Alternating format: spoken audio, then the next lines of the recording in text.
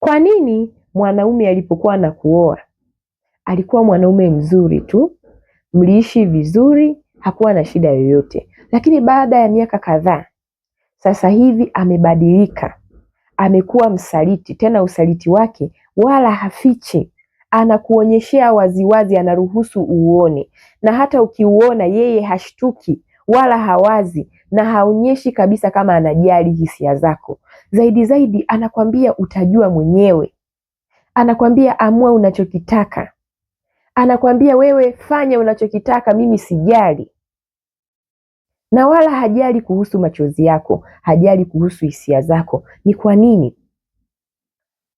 Tabia ya mwanaume kufanya usaliti huku akiruhusu mwanamke aone ni tabia tofauti sana. Hiyo haihusishi tabia za kiume kwamba ana tamaa. Mwanaume akifanya usaliti kwa tamaa, na kuhakikishia hautojua, labda utajua kwa sababu ya wewe kumpeleleza na kumchunguza sana, lakini yeye hawezi kudhihirisha huo usaliti mbele ya macho yako ukaona. Sasa kwa nini huyu mwingine yeye anadhihirisha? Tabia ya mwanaume kukuonyeshea usaliti mbele ya macho yako inaonyesha kwamba huyo mwanaume, cha kwanza, pengine yeye amesha kuchoka, labda kuna vitu mlikuwa mnapitia, amesha kuchoka, kwa hiyo haofii tena kukupoteza. Au yeye ni mwanaume ambaye anafikiri hicho anachokifanya ndio wanaume. Wako baadhi ambao hii tabia wanaifanya bila sababu, yeye anaona ndio wanaume. Na yuko yule ambaye kuna vitu wewe uliwahi kumfanyia, hasa vya kuonyesha uvunjifu wa uaminifu ndani ya ndoa yenu.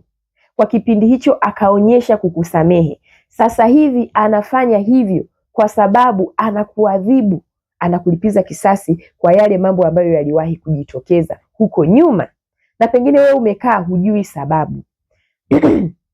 Nataka nianze na sababu ya kwanza. Sababu ya kwanza ni sababu ya huyu ambaye pengine yeye sasa hivi ameshachoka na wewe, hahofii kukupoteza. Kiukweli mimi si sapoti mwanaume kuwa msaliti, kwa sababu nimekuwa nikipokea sana hizo lawama kwamba mimi natetea wanaume kuwa wasaliti. Hapana, kuna kitu nataka nikuweke wazi juu ya hili.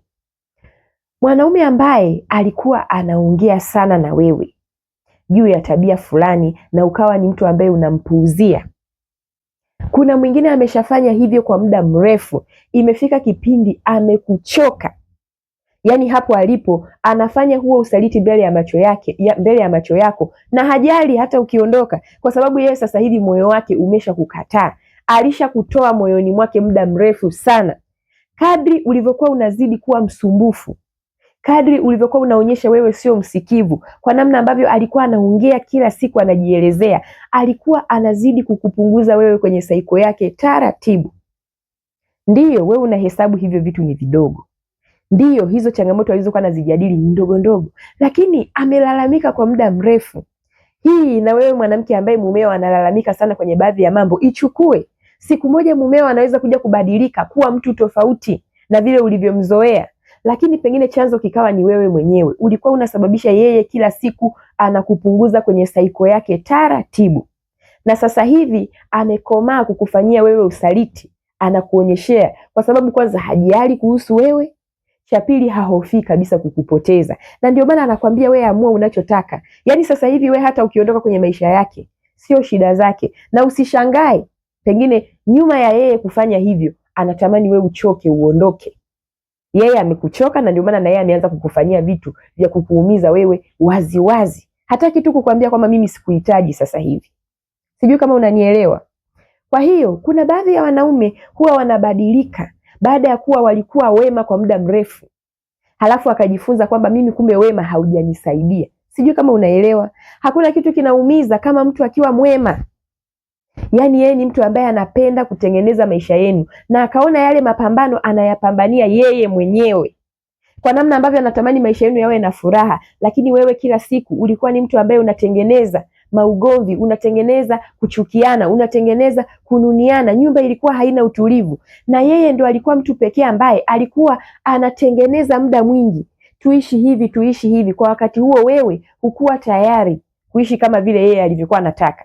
Alipokuwa anakwambia hiki na hiki, mimi mwenzako kinanichosha. Na kuna wanaume wanakwambia ukweli kabisa kwamba bwana, hivi vitu unavyovifanya mimi sasa vinazidi kujipunguzia upendo wangu juu yako. unaweza usiconcentrate kulichukulia hilo. Na haya ndiyo madhara ya mwanaume kuongea kitu kwa muda mrefu. Ikifika mahali huyo mwanaume anakupunguza, mwisho wa siku akishaona umeisha kabisa, hauko moyoni mwake, anaanza kukupiga matukio kwa sababu anakufukuza sasa hivi kwenye maisha yake. Sijui kama unanielewa. Na sababu ya pili ni sababu ya hawa wanaume ambao hawana sababu. Hii sasa ni ikemee. Sio tabia nzuri kwako wewe mwanaume kufanya usaliti waziwazi mbele ya macho ya mkeo. Huo sio wanaume. Huna haki ya kumsaliti mkeo. Ndiyo wewe ni mwanaume, lakini huna haki ya kuumiza hisia za mtu mwingine. Usije ukawa unafanya hivyo kwa kuona mimi ni mwanaume, atanifanya nini? Amua unachotaka. Yaani unafanya hivyo kama mwanaume. Huo sio wanaume. Mwanaume ni yule ambaye ana utu, anajali kuhusu hisia za watu wengine. Mwanaume halali, mwanaume hodari, mwanaume ambaye ni mwanaume kamili, huwa hamuumizi mwanamke. Usitafute kuinua ego yako kupitia wewe kuwa na wanawake tofauti tofauti, huku ukimuumiza mke wako. Wewe kama mwanaume unatakiwa kuheshimika, unatakiwa kusikilizwa, mke wako anatakiwa kutii, lakini hata wewe unatakiwa kuwa mwema kwa mkeo. Usije ukawa unataka wewe utendewe mazuri kisha unamuumiza kila siku mkeo. Hiyo sio haki. Kwa mwanaume ambaye anafanya usaliti bila sababu za msingi na anamuonyeshia mke wake, hiyo inaonyesha wewe ni mwanaume ambaye hujitambui. Hujakuwa bado, una mambo ya kitoto.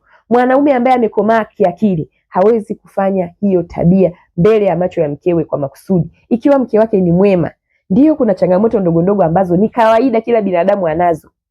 Hizo sio sababu ya wewe kumfanyia mkeo tabia mbaya mbele ya macho yake. Sio sababu ya wewe kumuumiza mkeo kihisia mbele ya macho yake. Na tabia ya tatu, yani kitu kinachopelekea mwanaume kufanya hiyo tabia mbele ya macho yako wewe, ni kisasi. Mimi nimekuwa ni mtu ambaye mara nyingi sana ninawasihi wanaume wasisamehe usaliti wa mwanamke, lakini wanawake wengi huwa wanaona mimi ninazungumza kwa nia mbaya. Kiukweli angekuwepo hata mwanamke ambaye angetoa shuhuda hapa, angewaambia mwanaume hajawahi kusamehe usaliti. Ndugu zangu, sio kwamba mimi huwa naongea kwa sababu unatetea wanaume, no. Kiukweli wanaume huwa hawasamehe usaliti. Sasa kuna hawa wanaume ambao kipindi kile ambacho wewe ulimsaliti au aliona viashiria vya usaliti, pengine alikuta message, alikuta unachati na mtu, yani haijalishi, yani sio kwamba alikuona kitandani, lakini aliona kabisa kuna viashiria vya usaliti kwako. Pengine kipindi kile alikusamehe kwa sababu ya yeye kukimbia upweke. Siku akija kupona, huyo mwanaume akili yake ikakaa sawa, anaona wewe ni mwanamke ambaye hustahili kuendelea kuwepo kwenye maisha yake. Kwa hiyo huyo mwanaume hakuna rangi utaacha kuona. Sijui kama unanielewa. Yani hakuna rangi utaacha kuona kwa huyo mwanaume. Hata kama huyo mwanaume alikuwa ni mwema kwako kwa kiwango gani, lakini kama wewe uliingizia usaliti kwenye ndoa yenu, pengine yeye akakwambia nimekusamehe, lakini sasa hivi unashangaa amebadilika, amekuwa ni mtu ambaye anakutendea vitu ambavyo huvielewi. Kiukweli huyo mwanaume hakukusamehe. Yale mambo ya nyuma ndio anayoyatendea kazi leo kuhakikisha na wewe anakuumiza kisawasawa. Na hiki ndio kitu ambacho mimi huwa nasema kwamba watu ni afadhali msisameheane usaliti. Ni afadhali mwanaume asikusamehe wewe mwanamke usaliti, kwa sababu akikusamehe na akaanza kukutriti vibaya, utateseka. Wewe utakuwa ni mtu ambaye ni muhanga kwenye hayo mahusiano. Atakugeuza wewe kama tambara la deki. Atakuumiza kwa kila namna. Ulizeni baadhi ya wanawake walikuja kukigundua hiki kitu. Nyinyi ambao mnasema mimi ninapigia debe wanaume kuwa wasaliti, ni vile hamnielewi kitu ambacho ninatetea. Mimi nawatetea wanaume pia, nawaepusha na nyinyi pia, kwa sababu mwanaume anaweza kukuingiza kwenye balaa ikiwa ulimtendea mambo ya usaliti au viashiria vya usaliti. Pengine anafanya hivyo sasa hivi kwa sababu anakulipiza kisasi, na sasa hivi wala hajali kuhusu wewe. Yani wewe sasa hivi hata ukiondoka kwenye maisha yake, wewe nenda. Ule upweke aliyokuwa anajisikia sasa hivi umetoweka. Alikuwa anahofia kukuacha, sasa hivi hahofii tena. Ndio maana anakufanyia chochote mbele ya macho yake, mbele ya macho yako. Haogopi. Na kwanza hakutaki. Sijui kama unanielewa. Kuwa makini sana unapoona mumeo ameanza kukufanyia vitendo fulani vya ukatili mbele ya macho yako. Huo sio upendo. Hizo sio namna ambavyo ndoa zinaishi. Hakuna mwanaume anayempenda mkewe atamfanyia usaliti mbele ya macho yake. Kuna kitu anachokifanya, yani iko sababu ambayo inampelekea yeye kufanya hivyo. Na huyu mwingine ndio yule ambaye nimesema hana sababu, yeye tu ni mwanaume ambaye hajitambui. Hata wanaume wenzao wanaweza kumshangaa wakisikia anafanya usaliti mbele ya macho ya mkewe na hana sababu. Lakini asilimia kubwa huwa wanakuwa na sababu. Ni asilimia ndogo sana ya wanaume wasiojitambua ndio huwa wanafanya hizi tabia mbele ya macho ya wake zao bila sababu. Na kuna sababu nyingine. Sababu hii ni kuolewa na huyo mwanaume bila huyo mwanaume kukupenda. Aisee, hiki kitu watu wengi sana huwa hawataki kukifikiria wala kukikumbuka. Kipindi mnaanzisha ndoa yenu, mlianzisha ndoa yenu kwa staili gani? Je, huyo mwanaume alikupenda? Ama kulikuwa kuna sababu ambayo iliwapelekea nyinyi kuoana? Kuwa makini sana. Kama mlioana kwa sababu ambayo iko nje na upendo, mwanaume wako hakukupenda, ndio maana anakutreat wewe vibaya. Sijui kama unanielewa. Na sababu kubwa ni watu kuoana kwa sababu pengine amekupa ujauzito. Jamani, sasa hivi usikubali kuolewa na mwanaume kwa sababu amekupa ujauzito. Hata kama akikuoa, hakikisha yeye mwenyewe ndio amechagua. Isiwe kwa shinikizo aidha la wazazi. Watu wasiwaamrie kwamba oaneni kwa sababu mmepeana, yani mwanaume amekupa ujauzito lazima akuoe. Utaenda kulia kwenye hiyo ndoa hujawahi kuona. Na wewe kama ni binti sasa hivi, hakikisha unajilinda. Ukishaolewa ndio uende ukazae. Kuzaa na mtu au kubeba ujauzito wa mtu kabla hujaolewa na huyo mtu, hiyo ikatumika kama sababu ya wewe kuolewa na huyo mtu, anaweza kuja kukutreat vibaya kwa sababu pengine wewe haukuwa chaguo lake. Kipindi cha uchumba ni kipindi cha interview. Kwa hiyo sio uhakika kama mtaoana au hamtaoana. Pengine wewe unaenda kuolewa na mtu ambaye amelazimika tu sasa kwa sababu ndugu zako wamesimama. Muoe, lile shinikizo linamfanya kuoe. Lakini je, kwenye moyo wake alikupenda? Sasa unakuta huku mbele imefika mahali huyo mwanaume ameanza kukutendea ukatili. Wewe umesahau.